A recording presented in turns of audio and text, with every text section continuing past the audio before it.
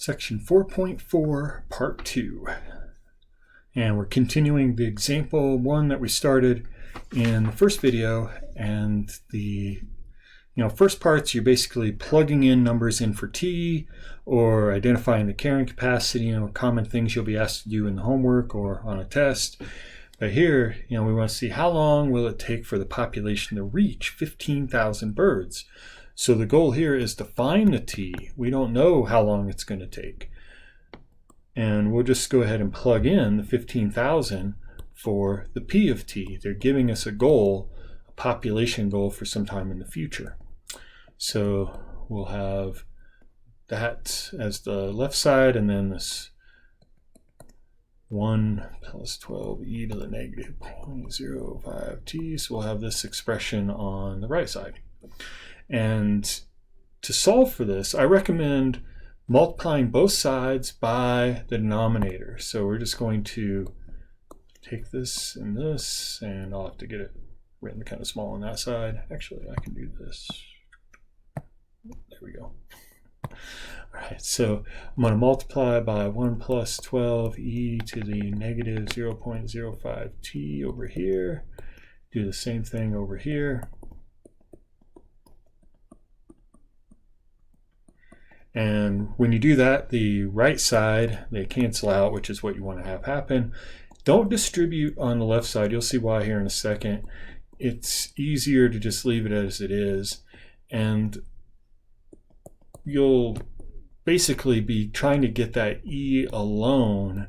So you're going to divide by 15,000 anyway in a future step, like the next step. So I wouldn't bother distributing it in. It makes it a little messy. You're kind of going to undo work at some point. So the goal here is to really isolate. Once you get this into a place where it's out of the denominator, you want to isolate that e to the negative 0.05t so that you can use logs to solve for the power. So that stuff we saw starting in like 4.2, using logs to get the power out of the power position, and allow us to solve for variables in the power. That's what we're going to do here. So once you get this thing moved out of the denominator, let's get that e to the negative 0.05t alone. I'm going to divide by 15,000 on both sides. And this thing's being finicky. So doing that, we'll have this as the left side equals 43,240 over 15,000. And you can reduce this if you want. I'm not really going to bother until a future step, so I'm just going to leave that as it is. And now I'm going to subtract 1 from both sides because we got 1 plus, so I want to get that out of there. Just trying to get the stuff away from around that e. So we'll have this over that, and then minus 1. And now I'm going to go ahead and simplify this down. It's starting to get a little bit more messy than what I like.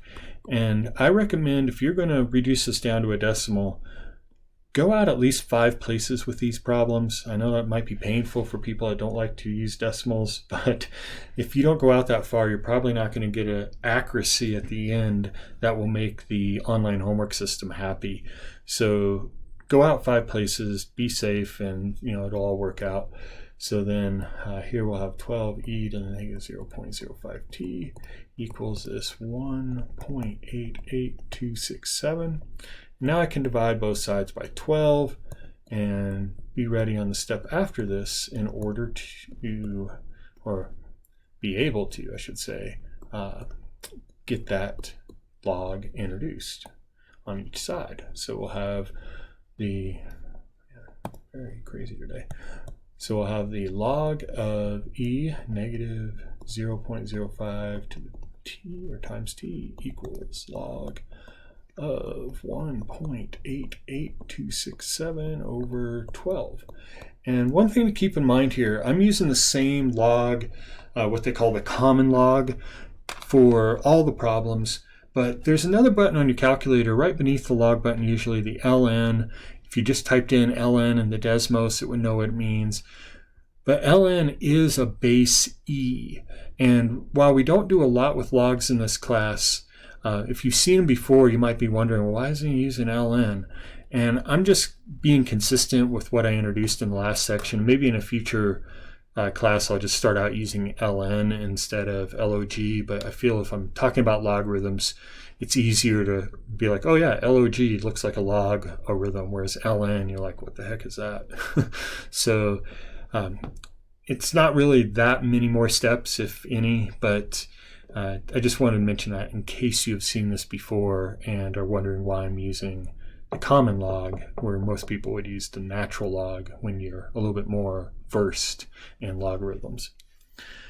So moving to the next step here, I'm going to move that power. The whole reason we use logs at all, any base log is going to allow us to do this, is to move that power out to the front as a product. So then we'll have that times log e. And then over here, this doesn't change. This 1.88267 over 12.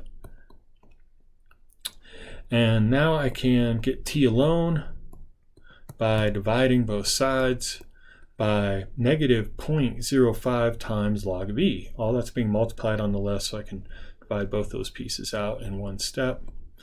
And you're going to get this divided by, and you want to put parentheses here to start out, and then times the log of e. Otherwise, your calculator won't do all the operations in the way you want it to. So make sure you do put parentheses around the denominator here. And when you work that out, you will get like 37.04, or approximately 37 years. So lots of room for growth still. This is only to get us up to 15,000 birds. And the carrying capacity is 43,240. So, this island, even after 37 years, has lots of room to grow. All right, if you have questions about that, please ask. Otherwise, hope you have a great day, night, or afternoon, depending on when you're watching this. Maybe morning. Anyway, see you in the next video.